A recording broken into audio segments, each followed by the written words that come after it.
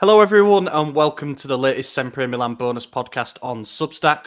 The 2025-26 Serie A fixtures are out, and the preseason plans are pretty much all in place. So we're going to be going through the schedule both ahead of the season and the fixtures that are to come once Serie A resumes.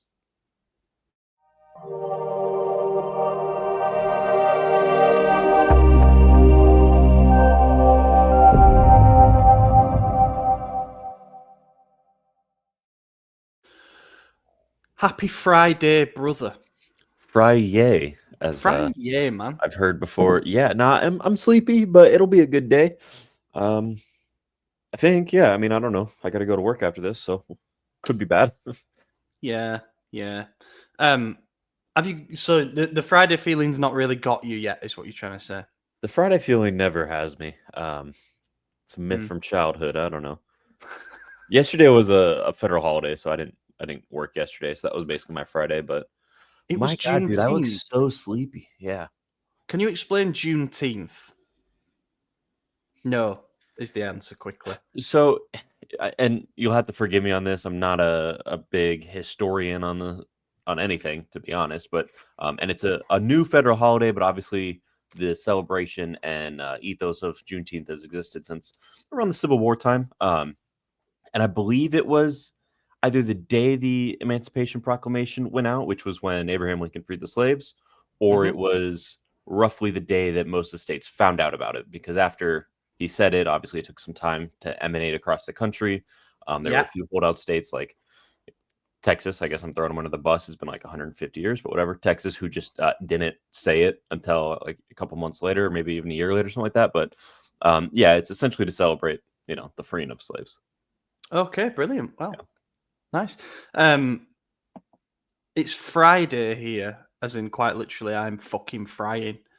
It's really, really hot. So tomorrow, just to give you a bit of context, what's 32 in F? I think like 89 degrees. Yeah, 89.6. Okay. Pretty warm. I mean, I know you guys probably get that temperature fairly regularly in the summer, but Let's see. it's Right now London. it's 29 for us at 7:50 in the morning. Oh, that's not great. Yeah, I wouldn't Yeah. like that. 44% humidity here. Don't know how that compares. Let me see what we're at. We are at humidity 78. Oh!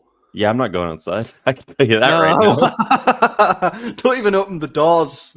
Yeah, it's going to get up to 37 on Monday and Tuesday, 35 over the weekend, and then drop back down to 32 by Friday with some rain. So hopefully the humidity dies off. I feel silly now, but we're not used to this, No, it is miserable. It really is. Yeah, it's not nice. I've never understood how humidity works either. Like, is 100% you're underwater because it's like 100% moist in the air? I don't. Yeah, I came from a place that didn't have any humidity, so that's new to me. In the last like 3 years, 4 years now. Wow, 4 years now. I've had to discover humidity, unfortunately. Yeah. Anyway, all this talk of hot weather and acclimatization brings us nicely on to Milan's pre-season preparations for 2025-26 season. We've got pretty much everything locked in now, and we're going to talk through the pre-season schedule first before we move on to the Serie A fixtures, which came out 1 week ago. Is that right? Or was it 2 weeks ago? Came out on a Friday. It was either last Friday or the Friday before. But yeah, we haven't done a deep dive on the main pod, so we shall do it on here. First things first, which is an interesting point, but sometimes it can because of the way the calendar is. Monday falls earlier or later. But Allegri decided to bring forward the Raduno, which is the first day of pre-season, to get the lads in early. It's about 3 days earlier than it was last year, which might not sound like a lot, but I think it's significant in ahead of a season where we're going to have less commitments. And Serie A always starts back end of August, so got a pretty long runway to work with there. I think that's not as big a statement of intent as some of the media are saying, but it's something, right? Get them in early, a few more days. Well, it's the right thing to do when you're a new manager coming in. He doesn't know the players. Obviously, he knows a few of them, and he was at Milan before, but none of these players were when he was here. So it'll be new for him, for them. They gotta meet each other, relearn tactics and everything, and just kind of get the ball rolling. Plus, after preseason, I guess a lot of them are on some sort of international duty right now. Yeah. Not our stars though, huh? No, no. I Yeah, mean, just come the back. only one like actively involved, I guess, is Jimenez still at the Gold Cup. Yeah. Musa playing for the USA. No, Musa did not. Okay, so yeah, it's Yeah. just Santi then. So that's good. You'll get him in early, and I also think that this is a summer where you can perhaps gain somewhat of a competitive advantage because you've got all the teams above us that are going to be in European competition. So naturally, they've got more crowded fixtures anyway. But then you've also got Juve and Inter that are out at the Club World Cup now. Yeah. Juve started well, Inter started badly. There's a possibility one crashes out early, one goes far. Whatever happens there happens. But to have extra time on the training ground while they're still playing competitive games, and then their players have to go on vacation. We've Yeah. got that. I keep calling it a runway. I can't think of a better way to say it. We've got that long road, shall we say, where we can perfectly manage workloads. We don't have to worry about this kind of thing. That being said, there will be plenty of air miles racked up because we play and I must stress at this point as well, there may yet be some of those Milanello friendlies organised, against Yeah. like Yeah. November and stuff, and it's like 30-minute, three 30-minute thirds instead of, it could happen. But the first official friendly that we've got pending for now, we're going on a tour of the Far East. 23rd of July, we play against Arsenal in Singapore. Then 26th of July, we play in Hong Kong against Liverpool. And then on the 31st of July, we play against Perth Glory in Perth. So back in Western Australia. Couple of good Prem tests there, I would say. Yeah, I mean, who knows what type of teams will come, right? Who knows what our team will look like? Obviously, if we're going to be Reduno early, so maybe ours will be more close to full power. Maybe not in that very first game. I think the first one you said was Arsenal, right? Yes. Arsenal then Liverpool. Yeah. So I don't know how that game will look out. It'll be interesting to see, especially with the travel, how early they want to go because Singapore is Yeah. obviously nowhere near Milan. So, and then most of them are traveling as well from North America, Europe, South America. No, we don't have any. Yeah, we have a couple South Americans, right? I don't. Who do we have?